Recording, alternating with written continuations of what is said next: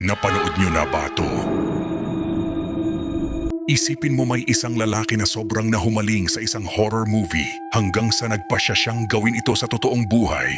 Hindi siya doktor at wala siyang kaalaman sa medisina, pero may isa siyang plano na mas nakakatakot kaysa sa mismong pelikulang napanood niya, kung saan isa-isa niyang kinukuha ang mga tao hindi para patayin agad kundi para gawing bahagi ng isang napakadilim at nakakadiring eksperimento. Pero habang lumalala ang kanyang ginagawa, ay may isang tanong ang lalong gumugulo sa isip ng mga manonood. Totoo bang nangyari ang lahat ng ito o nasasaksihan lang natin ang pinakadelikadong pantasya ng isang sirang isipan?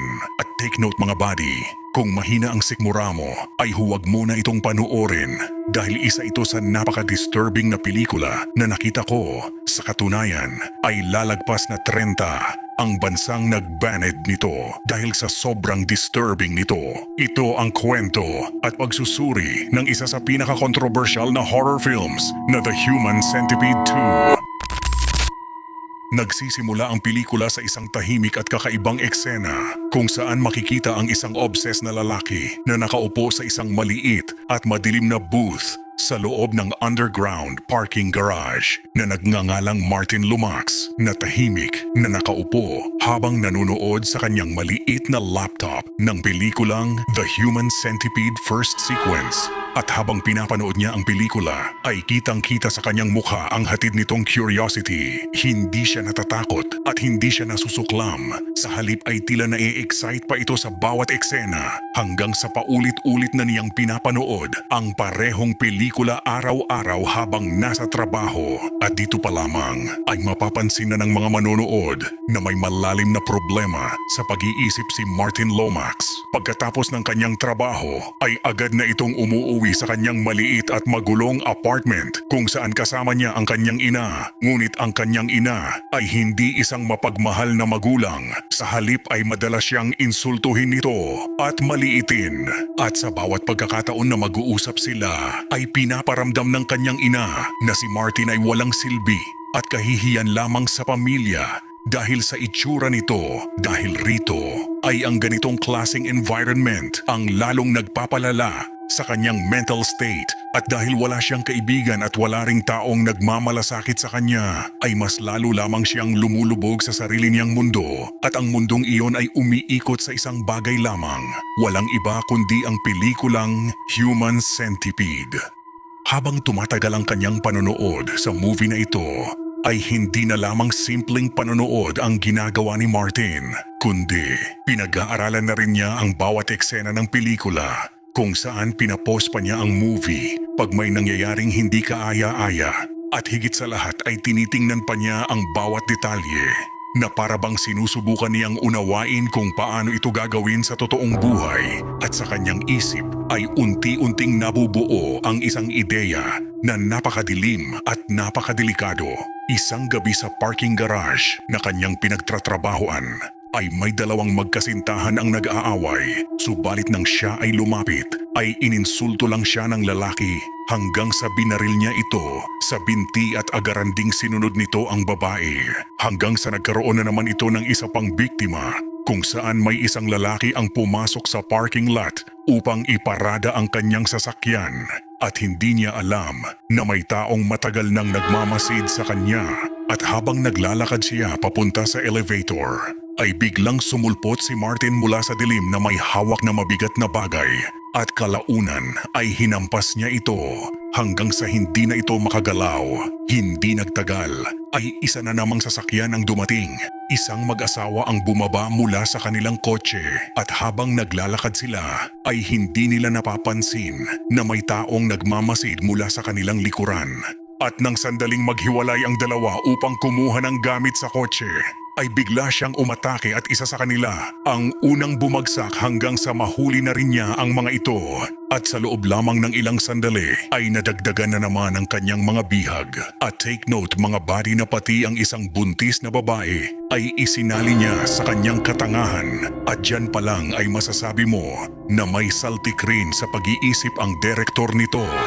Habang nadaragdagan ang kanyang mga biktima, ay nagiging mas kampante si Martin sa kanyang ginagawa at ang parking garage ay naging lugar kung saan siya malayang nakakagalaw nang hindi napapansin ng iba, habang ang mga taong pumapasok doon ay hindi nagdududa sa kanya dahil para sa kanila ay isa lamang siyang ordinaryong parking attendant, ngunit sa likod ng kanyang trabaho ay patuloy pa rin siyang naghahanap ng susunod na target. Matapos mahuli ang kanyang mga biktima, ay may isang lugar na matagal nang inihanda si Martin para sa mga ito, kung saan isang lumang warehouse na bahagi ng lungsod, isang lugar na walang tao, isang lugar na walang makakarinig ng mga sigaw, at isa-isa niyang dinadala ang kanyang mga biktima sa loob nito hanggang sa ang madilim na gusaling iyon ay napuno ng mga taong nakagapos at takot na takot kung ano ang gagawin nito sa kanila. Habang lumilipas ang mga araw, ay patuloy pa ring ginagawa ni Martin ang pangunguha ng mga taong nagkakamaling pumasok sa kanyang parking garage hanggang sa wakas ay umabot na sa 12 biktima ang kanyang koleksyon at sa puntong iyon ay alam na ni Martin na handa na siyang gawin ang pinakapinapangarap niyang eksperimento, walang iba kundi ang paggawa ng pinakamalaking human centipede na nakita niya sa pelikula at sa kanyang imahinasyon. At dito na magsisimula ang pinakakontrobersyal na bahagi ng pelikula. Dahil ang mga taong iyon na kanyang kinidnap ay magiging bahagi ng isang eksperimento na mas brutal pa kaysa sa mismong pelikulang nagbigay sa kanya ng ideya. Habang nakagapos ang mga biktima, ay sinisimulan na ni Martin ang kanyang plano gamit ang mga improvised tools. Ngunit hindi tulad ng doktor sa unang pelikula ay wala siyang kaalaman sa medisina at wala siyang surgical training. Ang tanging basehan niya lang ay ang mga eksenang paulit-ulit niyang pinanood sa The Human Centipede. At dahil dito, ang kanyang ginagawa ay napakatindi, walang anestesya, na para bang pinapatay kanya ng buhay. Habang maririnig ang mga sigaw at kaguluhan, ay sinusubukan niyang buuin ang kanyang eksperimento. Ngunit sa kabila ng lahat ng iyon, ay patuloy pa rin si Martin sa kanyang ginagawa dahil para sa kanya ay ito ang sandali na matagal niyang pinapangarap. Matapos ang mahabang proseso, ay sa wakas ay natapos na ng loko ang kanyang proyekto, isang mahabang hanay ng mga biktima na pinilit niyang pagdugtungin gamit ang mga ordinaryong kagamitan sa pangbahay. Habang umiiyak sa pagdurusa ang kanyang mga biktima, ay tahimik lamang siyang nakaupo sa isang sulok ng warehouse habang pinagmamasdan ang kanyang ginawa at sa kanyang mukha ay makikita ang kakaiba nitong mga ngiti na tila ang pag-iyak ng mga ito ay parang isang musika para sa kanya. Habang nakatingin sa kanyang obra dahil para kay Martin ay ito ang pinakamalaking tagumpay ng kanyang buhay. At ang malala pa sa kanyang ginawa ay nung nagkaroon siya ng pagnanasa sa babae na nasa hulihan kung saan bago niya ito pagsamantalahan ay nilagyan pa niya ng bad wire ang kanyang batuta at sabay ginawa ang di kaaya-aya sa babae. At kung sino man ang nakapanood nito ay tiyak alam nyo na ang tinutukoy ko.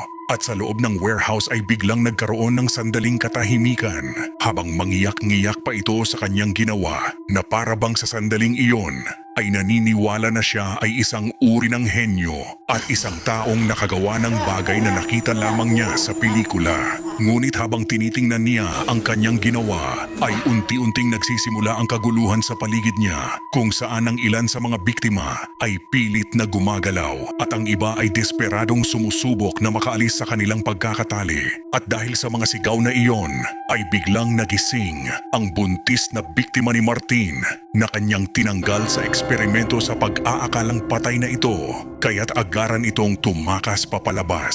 At dahil sa takot na malaman ng mga autoridad, ay hinabol niya ito hanggang sa labas. At syempre, hindi ko na sasabihin ang kasunod dahil sobrang disturbing na nangyari sa babaeng nakatakas. At nung makabalik na ito sa loob, ay dito na niya nakita ang kanyang mga biktima na nahati sa dalawang linya, kaya't bigla itong umiyak dahil sa pagkakasira ng kanyang eksperimento. Hanggang sa napagdesisyonan na lang niyang tapusin ang mga ito at pagkatapos ng lahat ng nakakadiring nangyari ay biglang nagbago ang eksena kung saan makikita muli si Martin sa kanyang parking booth na tahimik na nakaupo habang nanonood ng Human Centipede movie sa kanyang laptop. At dito nagsisimulang magtanong ang mga manonood kung si Martin ay nandito lang sa booth. Ano ang nangyari sa lahat ng nakita natin? Yun ba ay pantasya lang o nangyari talaga? Pero kung ako ang tatanungin mga buddy, ay siguro ang lahat ng nakita nating mga nakakadiring nangyari ay isa lamang niyang pantasya dahil una sa lahat ay hindi naman siya nagkaroon ng baril at higit sa lahat ay wala siyang kakayahang lumaban sa mga tao na nang-aapi sa kanya. At bago ko tatapusin ang video na ito, ay take note mga buddy, sa mga hindi pa nakakanood ng full movie na ito, may suggest na wag nyo na lang itong panoorin dahil baka maghatid pa ito sa inyo ng trauma. At kung gusto nyo pa ng mga ganitong movie o kwento, ay i-like, share and subscribe nyo naman ang ating channel para sa susunod pa nating mga videos. Bye-bye. Take care always.